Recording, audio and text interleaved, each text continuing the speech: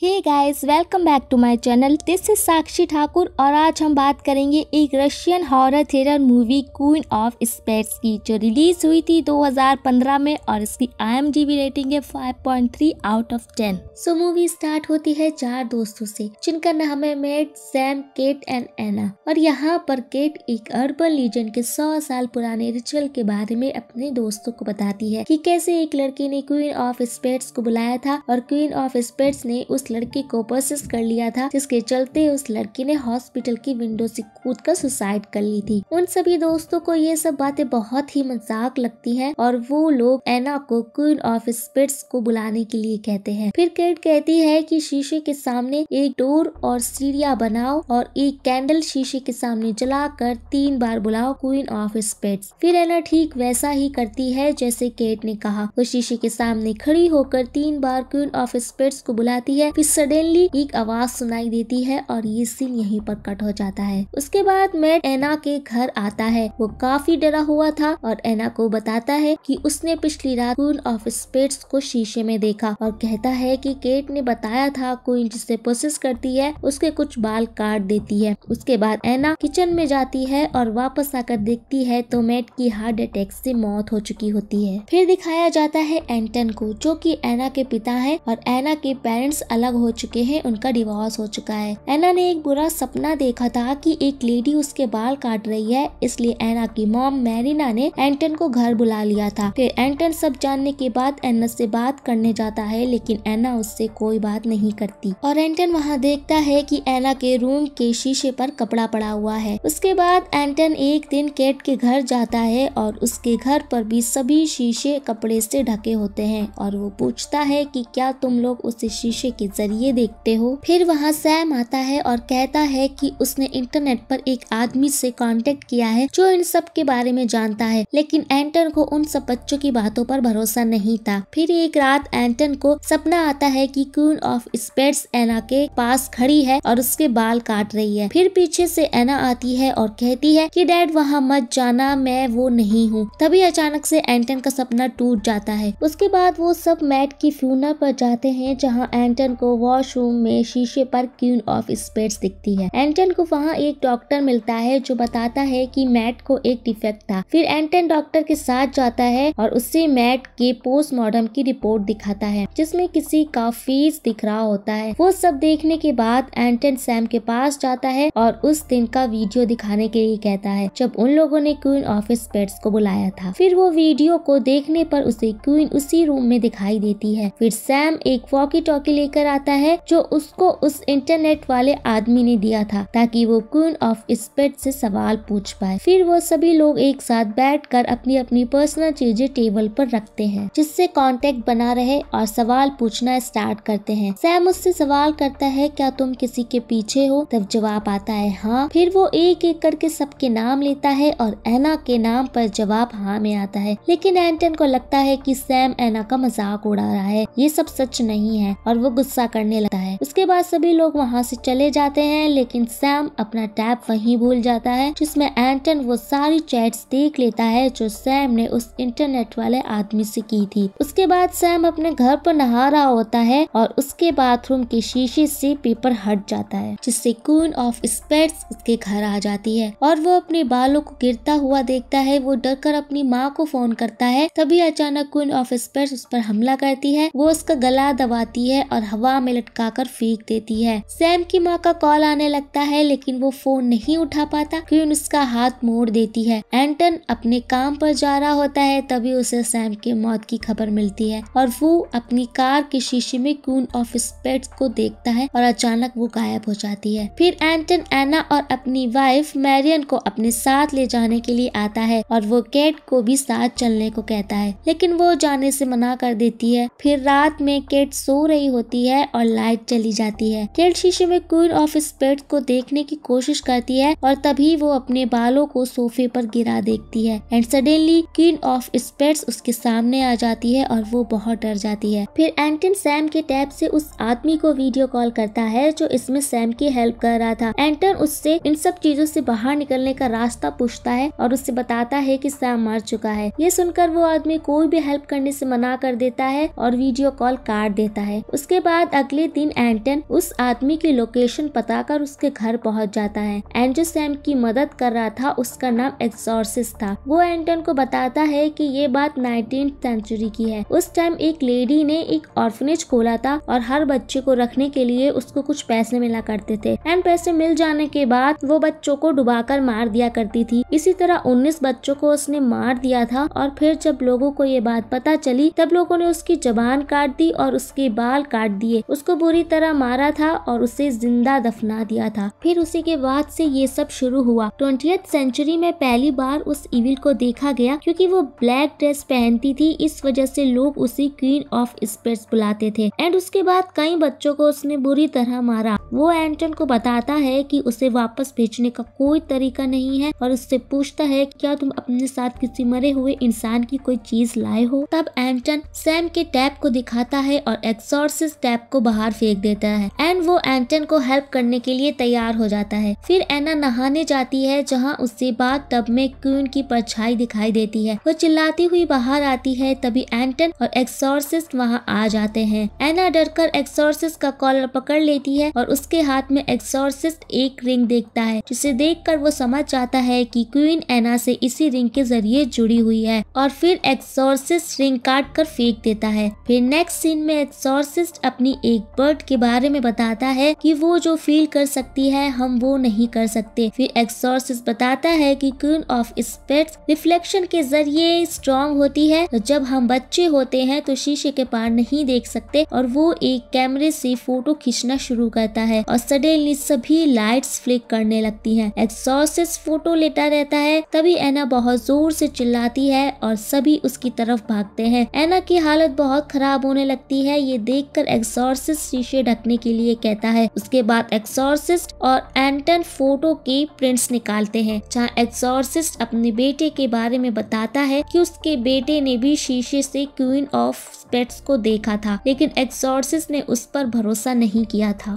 फिर एक फोटो के प्रिंट में दिखता है कि क्वीन ऑफ स्पिरिट्स ठीक एंटन के पीछे खड़ी है। उसके बाद केट उनके घर आ जाती है। वो उन्हें अपने साथ हुए इंसिडेंट के बारे में बताती है। फिर एक्सॉर्सिस्ट दोबारा से एना और केट को वही रिचुअल करने के लिए कहता है और एना को वो ही रिंग देता है ताकि इविल उस रिंग में फिर से आ जाए। फिर वो दोनों क्वीन को बुलाते हैं एंड क्वीन ऑफ स्पिरिट्स आ जाती है, लेकिन एक्सॉर्सिस्ट की बर्ड तो कुछ भी फील नहीं कर पा रही थी, ना ही कोई आवाज कर रही थी। जब केट बर्ड के पिंजरे से कपड़ा हटाती है तो वो मर चुकी होती है। एना अपने डैड को बुलाती है, लेकिन एक्सॉर्सिस्ट उसे जाने नहीं देता, उसे रोक देता है और दरवाजा अपने आप बंद हो जाता है। फिर जब वो लोग अंदर जाकर देखते हैं तो एना हवा में लटकी होती है और उसके साथ होती है क्वीन ऑफ स्पिरिट्स। फिर एक्सॉर्सिस्ट एना को वो रिंग क्वीन को देने के लिए कहता है ताकि वो चली जाए, लेकिन एना का दम घुट रहा होता है और उसके हाथ से वो रिंग गिर जाती है। तभी कैट वो रिंग उठाकर बाहर फेंक देती है और सब कुछ नॉर्मल हो जाता है। फिर एंटन एक्सॉर्सिस्ट को घर छोड़ने जा रहा होता है, तभी उनकी कार बीच में रुक जाती है और एंटन उतरकर कार चेक करता है। तभी उसे वही रिंग मिलती है जो एना के हाथ में थी। ये सब देखकर एक्सॉर्सिस्ट कहता है कि हमें घर जाना चाहिए। वहीं दूसरी तरफ एना कैट पर हमला कर देती है क्योंकि वो अभी भी पोजेस्ड होती है और कैट खुद को कमरे में बंद कर लेती है। तभी वहाँ मैरियन आ जाती है और एना उस पर भी हमला कर देती है एंड कैट उसे रोकने की कोशिश करती है। तभी एना की बॉडी का टेम्परेचर बढ़ने लगता है और वो लोग एम्बुलेंस बुलाते हैं। एंटन और एक्सॉर्सिस्ट भी हॉस्पिटल पहुंच जाते हैं एंड एक्सॉर्सिस्ट बताता है कि क्वीन को रिंग नहीं चाहिए, उसका नया कांटेक्ट एना है, अब वो उसी के थ्रू हमसे कांटेक्ट करेगी। उसने एना को पोसेस कर लिया है। उसके बाद एंटन और मैरियन एना को वार्ड से निकाल कर बेसमेंट ले जाते हैं और उसे वहाँ बांध देते हैं। तब एक्सॉर्सिस्ट कहता है कि हम एना को इंजेक्शन देंगे जिससे उसकी दिल की धड़कनें कुछ देर के लिए रुक जाएंगी और वो डेथ स्टेज पर आ जाएगी। फिर वो शीशे को सामने रखता है और बताता है कि चूहों का डीएनए 70% इंसानों की तरह होता है, इसलिए वो एना की बॉडी से निकलकर चूहे की बॉडी में चली जाएगी जिससे वो हमसे कांटेक्ट बनाए रखे और फिर हम उस चूहे को मार देंगे एंड उसके बाद शॉक के जरिए एना की धड़कनें वापस लाएंगे। इस काम में 3 मिनट लगेंगे, लेकिन मैरियन इसके लिए नहीं मानती। तब एक्सॉर्सिस्ट कहता है कि उसके बेटे के साथ भी ऐसा ही हुआ था और सब पता होने के बाद भी उसने ऐसा नहीं किया था, लेकिन अब उसे पछतावा है, उसे गिल्ट फील हो रहा है कि उसे ऐसा करना चाहिए था। फिर एंटन और मैरियन मान जाते हैं और एना को एक्सॉर्सिस्ट इंजेक्शन दे देता है। फिर एना की हार्ट बीट रुक जाती है और वो लोग 3 मिनट का इंतजार करते हैं। टाइम निकल रहा होता है लेकिन ऐसा कुछ भी नहीं होता जो उन्होंने सोचा था। फिर एंटन एना के पास जाता है और ईविल को बाहर निकलने के लिए कहता है। तभी वो ईविल एंटन को प्रोसेस कर लेती है। फिर एक्सॉर्सिस्ट एंटन के पास जाता है क्योंकि एंटन उस ईविल से लड़ नहीं पा रहा होता। उस ईविल से कहता है कि वो उसे प्रोसेस कर ले क्योंकि वो उसका दुश्मन है और क्वीन ऑफ स्पिरिट्स फिर एक्सॉर्सिस्ट को प्रोसेस कर लेती है और जिस शीशे के जरिए उन्होंने क्वीन को बुलाया था वो शीशा टूट जाता है। फिर एक्सॉर्सिस्ट जैसे तैसे उस ईविल को अपने अंदर रोकता है और एना को शॉक देता है जिससे उसकी हार्ट बीट वापस चले और उसके बाद एना की हार्ट बीट वापस से आ जाती है, वो ठीक हो जाती है। फिर एक्सॉर्सिस्ट उन लोगों को वहां से जाने के लिए कहता है। एंटन उसे भी साथ चलने को कहता है लेकिन एक्सॉर्सिस्ट मना कर देता है और कहता है कि अभी भी एक काम अधूरा है। फिर वो तीनों वहां से चले जाते हैं और एक्सॉर्सिस्ट अपने आप को इंजेक्ट कर लेता है। उसके अंदर क्वीन ऑफ स्पिरिट्स धीरे धीरे मरने लगती है और एक्सॉर्सिस्ट की भी हार्ट बीट रुक जाती है। नेक्स्ट सीन में हम देखते हैं कि सभी लोग एना का बर्थडे सेलिब्रेट कर रहे होते हैं। तभी उनके डोर पर एक लेडी मैगजीन सब्सक्रिप्शन के लिए आती है और एंटन उसके हाथ में वही रिंग देखता है जो एना पहना करती थी। एंटन के पूछने पर वो बताती है कि ये रिंग उसे एक आदमी ने दी है एंड एंटन उस रिंग को फेंकने के लिए उसे कहता है। एट द एंड वो अपने घर के शीशे में देखता है और मूवी यहीं पर एंड हो जाती है। सो गाइज, अगर आपको ये मूवी पसंद आई हो तो प्लीज मेरे चैनल को सब्सक्राइब एंड वीडियो को लाइक जरूर करें और मिलते हैं नेक्स्ट वीडियो में। तब तक के लिए टाटा बाय बाय।